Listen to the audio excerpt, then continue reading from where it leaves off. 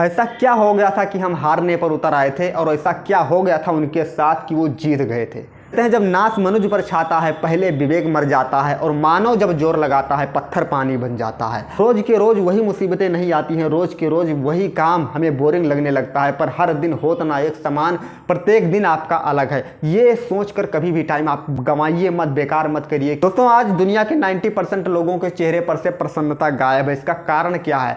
इसका कारण है लिमिटलेस। उन्होंने लिमिट लगा दिया है अपने काम के ऊपर, अपने जॉब के ऊपर, अपने पढ़ाई को लेकर, अपने करियर को लेकर, अपने परिवार को लेकर, हर जगह उन्होंने लिमिट लगा दी। फॉर एग्जाम्पल से इसको समझते हैं। देखिए जैसे एक घर में बहुत बड़ा परिवार है, 15-16 लोग रह रहे हैं, तो वहाँ पर जब कोई दुख आता है किसी व्यक्ति को तो आपस में बढ़ जाता है, खुशियाँ अपने आप चारों तरफ फैली रहती हैं। तो इससे क्या समझ आता है कि स्वामी विवेकानंद ने एक बार कहा था, क्या कहा था कि हमारा प्रथम लक्ष्य, प्रथम कर्तव्य है स्वयं का विस्तार करना। और आज हम संकुचित होते जा रहे हैं, बहुत अपनी सोच को बिल्कुल छोटा बनाते चले जा रहे हैं, इसीलिए हमसे खुशियां बहुत दूर होती चली जा रही हैं।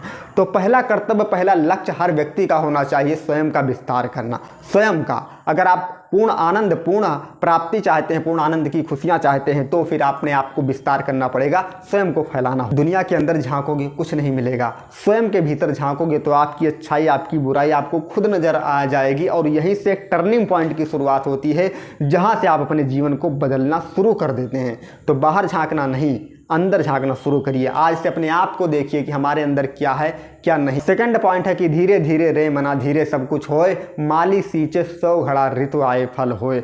एकदम से भी कुछ नहीं होता है। आप सोचते हो कि थोड़ा और अच्छा टाइम आएगा तो हम काम की शुरुआत करेंगे, नहीं। कॉन्टिन्यूटी बनाकर जब तक आप काम को नहीं करोगे, 5-6 महीने, 7-8 महीने, तब तक रिजल्ट आपका नहीं आने वाला। काम से उबना नहीं है। दूसरी चीज़ ध्यान रखिएगा कि काम कोई छोटा या बड़ा नहीं होता। ये सब बातें मैं क्यों बता रहा हूँ? इन सबको बताने का केवल एक मोटिव है, प्रसन्नता। क्योंकि लोग, अगर आप अपने काम से नहीं खुश हो तो आप किसी भी चीज़ से खुश नहीं होते, क्योंकि एक अहम हिस्सा है आपका काम, आपकी पूजा एक अहम हिस्सा है आपके जीवन का, जो कि कर्म प्रधान है। इसको बहुत महत्वपूर्ण भगवत गीता में बताया गया। रिजल्ट पर ध्यान देकर काम करोगे, काम नहीं बनेगा। अपने प्रोसेस को अपने खुशी का भी हिस्सा बना लो, क्योंकि हम खुशी को फ्यूचर से कनेक्ट कर देते हैं कि हमें ये प्राप्त हो जाएगा, ये हमें बन जाऊंगा, तब मैं प्रसन्न रहूंगा। यानी खुशी को हमने फ्यूचर से कनेक्ट कर दिया तो अभी हम दुखी रहेंगे।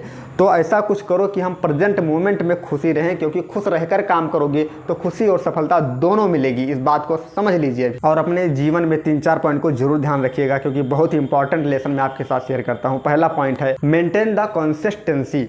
इस चीज़ के बिना अगर आप लगातार वाला नियम छोड़ देते हैं तो आप दुखी हो जाएंगे, आपको रिजल्ट सही से मिल नहीं पाएगा। क्यों?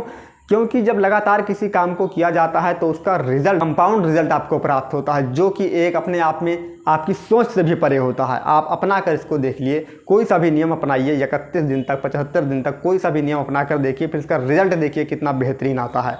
तो इस नियम को अगर आप फॉलो करोगे, लगातार करने का नियम, कोई सा भी काम, कुछ भी करना हो, बॉडी बनानी हो, कहीं कुछ भी अपने आप में इम्प्रूवमेंट लाना हो, तो कंटिन्यूटी का नियम को जरूर फॉलो करिएगा प्लीज़। तो सबसे मेन पॉइंट है कि आलस को त्याग दीजिए। आप विद्यार्थी हैं, आप कोई भी हैं, कितने ही भी उम्र के हैं, अगर आलस आपके अंदर है तो आप बेहतरीन जीवन अपना नहीं गुजार सकते हैं, ना ही एक खुशी भरा माहौल, खुशी भरी ज़िंदगी को जी सकते हैं। इसीलिए आलस को त्याग कर, आप समझदार हैं इतना तो आप जानते हैं, ठीक है। अगला पॉइंट है नाउ योर कैपेबिलिटी। अपनी स्ट्रेंथ, अपने वीकनेस का पता लगाइए, उस पर काम कीजिए जो आपकी वीकनेस है। क्योंकि अगर आपके अंदर कमजोरी रहेगी, जैसे कहते नहीं कि एक नाव में अगर एक भी छेद है तो एक ना एक दिन उस नाव को डुबो देगा।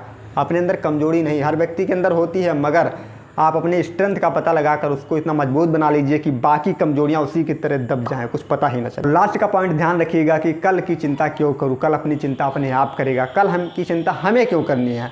अगर हम आज खुश अपने आप को, अपना टाइम बर्बाद नहीं कर रहे हैं, हम हर वक्त सीख रहे हैं, तो फिर कल की चिंता हमें नहीं करनी। और जो आपको वर्तमान में मिल रहा है उस पर फोकस कीजिए, ना कि जो आपके पास नहीं है। जो रिसोर्सेज आपके पास हैं उसका यूज करके, कम से कम रिसोर्सेज का किस तरह आप यूज करके अच्छा आउटपुट निकाल सकते हैं, अपनी लाइफ में आगे बढ़ सकते हैं, ज़्यादा से ज़्यादा ग्रोथ ला सकते हैं, इस पर आप ध्यान रखिए। बहानेबाजी से काम नहीं चलेगा, बहानेबाजी से केवल असफलता मिलती है। तो बस आज के लिए इतना ही। नेक्स्ट वीडियो में फिर मिलते हैं आपसे, तब तक के लिए जय हिंद, जय भारत।